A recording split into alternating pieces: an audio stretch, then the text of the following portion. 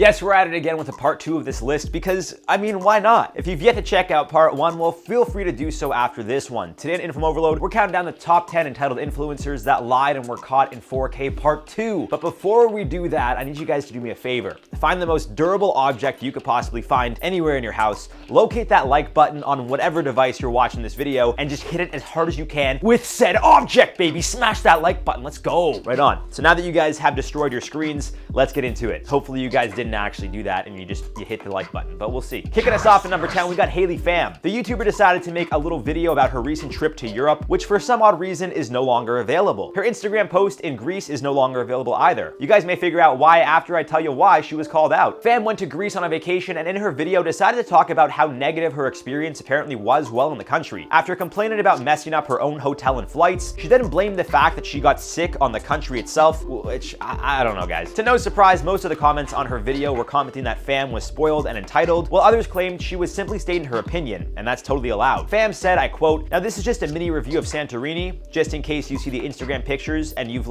always wanted to go there. I highly discourage you from going to Greece. There's nothing to do there because there's no beach. It's just a cliff. So there's shopping, but then you could barely even maneuver through the streets because it's so crowded." On to number 9, Bondi Boost influencers. There's about 3 or 4 influencers total here, including Indy Clinton, Gia Giudice, Veda Stevens, and Shannon Lawson. Vada Stevens, maybe? Who cares? All of whom promoted Bondi Boost, a hair supplement company. The only issue is, in their posts promoting said product, it appears the product has never been opened. Now, of course, you could argue that they had used the product prior and were taking photos with brand new items. However, for all 4 of them to have that be the case seems a bit sus, no? With Indy's photo, you can clearly see the white safety seal is still on. Gia here also posted a photo with a shampoo and conditioner, claiming she'd used them for weeks, even though they appeared unopened. It's a little awkward. Vada Stevens was holding a few bottles that literally still had the plastic wrapping on them, which makes it very obvious she had not used those exact products. The Instagram account Celeb Spellcheck appeared to catch the funny or disappointing truth that these influencers were likely pushing a product they never used before. Shocker. Number 8, Ann Salamanca. So this influencer, who is originally from Alabama but is known to hundreds of thousands of fans in the Philippines as Mika Salamanca, got herself into some trouble while posting a video to TikTok. While traveling from Manila to Hawaii, Salamanca disobeyed the rule that all travelers need to quarantine for 14 days as per the COVID-19 restrictions. After arriving in Honolulu on July 6th, it appears just 4 days later, she was out in public, being seen dancing and eating. Sources claim Salamanca apologized, but also stated that law enforcement told her if she tested negative, she could go out. Hawaii Attorney General Claire Connors argued that, saying, I quote, "None of my investigators would convey that information as it is incorrect. The fact Miss Salamanca has so many followers makes her actions that much more dangerous and concerning. The spread of misinformation could have very severe consequences during an emergency situation like we are in now." She ended up being out on $2,000 bail, but still, what a mess. At number 7, the fake jet influencers. Again, there's a few here, but more or less, these influencers paid a service in which you get to take a photo shoot on a private jet setting. Makes for a great photo shoot, and apparently to some influencers, a great opportunity to let your followers think you're living a life you're potentially not. Did someone say social media is ingenuine?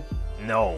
Never. One influencer, Kennedy Simone, was called out on Twitter for posting pictures on the set, while another influencer, Azra Mian, was also found guilty of doing the same. Twitter users were quick to also show how both women quickly edited the captions to reflect that they weren't on a real private jet or weren't actually going somewhere. Of course, after they were called out. Strange time, folks. Let me tell ya. Strange times indeed. Now at number 6, Casey Sosnowski. Casey here actually got exposed by her own sister when the influencer posed for a photo shoot while on a hike. Casey's sister Carly took to her own Twitter account to expose her sister, sharing the photo with the caption, "My sister said she was going hiking.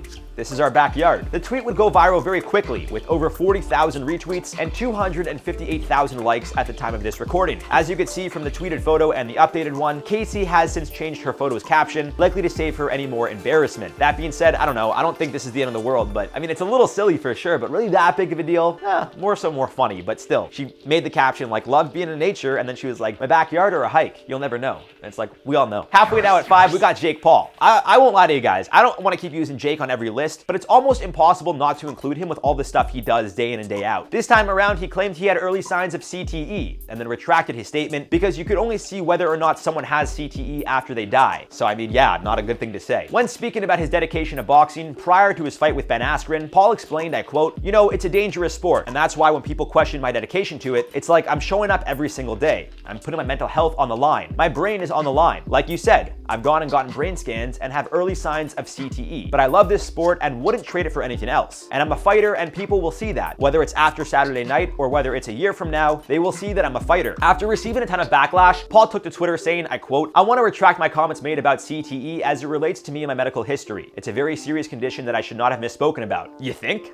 Number 4, Jesse Taylor, also known as Jesse Taylor, duh. I've spoken about this one before, but it feels like it's been a while, so I decided to bring her back once again. For those of you who don't know or remember Jessie, she went viral after having her Instagram account accidentally disabled, although she thought it was because of people who didn't like her, or I guess wanted some revenge or wanted to hold her accountable, we'll say. This led to her making a YouTube video which would go viral, showing Jessie bawling her eyes out, explaining how she can't get a normal job and that losing her Instagram account feels like death or a murder. Sources claim that she also called the cops because it felt like a murder, and after being exposed for old racist videos, she would try to defend herself. I quote her saying, "I'm not a hateful person, I'm a Sagittarius."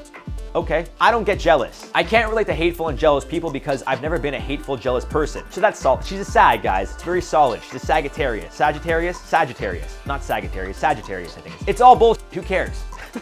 Am I an Aries? Am I an Aries? Who knows? Who cares?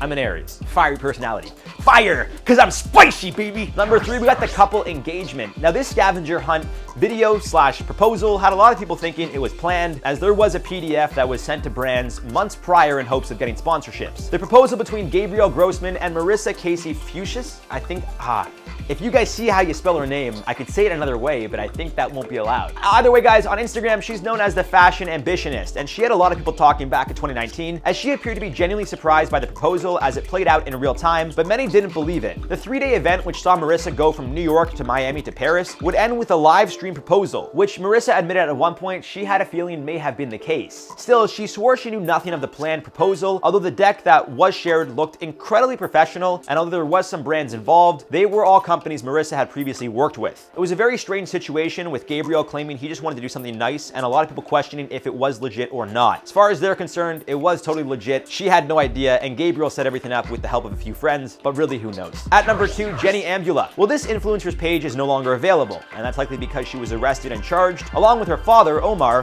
who was a border agent in Colombia. Story here is that Omar, who worked as a mid-level customs agent, would allow untaxed goods into the country for bribes, which he would then send to his daughter, Jenny. Jenny would use that money to buy designer clothing and very flashy cars while in Miami, and then post her new purchases on Instagram, which is actually what led to the Colombian authorities to put 2 and 2 together in the first place. Yeah, ain't that a shame? Aside from sending hundreds of thousands to his daughter, it's believed Jenny's tuition at the University of Miami was also paid for using these funds, but I don't think anyone knows what happened to that money. You know, like the university forgot about it, the government forgot about it. It's very interesting. They seized the assets, but that government funded money, no one knows where it went. Now at number 1, Carolyn Calloway. This was a big old mess, as the influencer known for her writing tried to do a little tour of her own for $165 a ticket, and it was a total mess. Offering a creative workshop, as she called it, Calloway promised the ticket would include a 4-hour seminar with a coffee, a personalized journal, a care package, and a presentation on the emotional and spiritual dimensions of making art and building your social media brand, as per the New York Post. Originally planned with stops in New York, Philadelphia, Boston, Chicago, Washington, D.C., and London, Calloway would end up relocating the Boston, Chicago, and Philly events to Brooklyn due to awful planning. Those who attended in Washington and New York were very disappointed, leading to Calloway to take to Twitter in a now deleted tweet, reading, I quote, "I take full responsibility for letting my total inexperience with event planning and greed create a situation where the details of the tour were ever changing, preparation was inadequate, and the event did not match the description by the time it went on. I also agree $165 was too much to charge for tickets." Just a total mess of a situation, and she got a lot of backlash and was just exposed for not knowing what she was doing. It's okay though, she apologized. And there you guys have it for the part 2 of this new series. Seems like you guys enjoyed it. For now, let's do some comment replies from the video, Top 10 Reasons the Kardashians Should Be in Jail. Millie Maynard said, "How about when Kim illegally recorded a phone call with Taylor Swift and edited it to make Taylor look bad? It's illegal in California." So I was gonna include that, but then like I saw there was some legalities of like Taylor didn't know, or Kim said Taylor didn't know, and there was gonna be a lawsuit, but there wasn't. I didn't want to include it because I didn't know how it fully played out, but I could have probably included it, yes. Laney Bug said, "Honorable mention for the rumor that Chris used to spike Bruce's drinks with Viagra and only stopped because Rob drank one by accident and it had an interaction with his meds." I did not know that. That's insane if that's true. That is awful. That's terrible. Zaim Nasrullah said, "Is Pepper really your middle name?" No, it's not my middle name, but it's my moniker. Because I'm the spiciest host in the game. But I also host events with my boy Salt and Pepper, coming at you very soon, guys. So stay tuned. Don't worry about that. All right, guys, that's all for this one. I've been your host, Jared Bronstein, and we'll see you soon.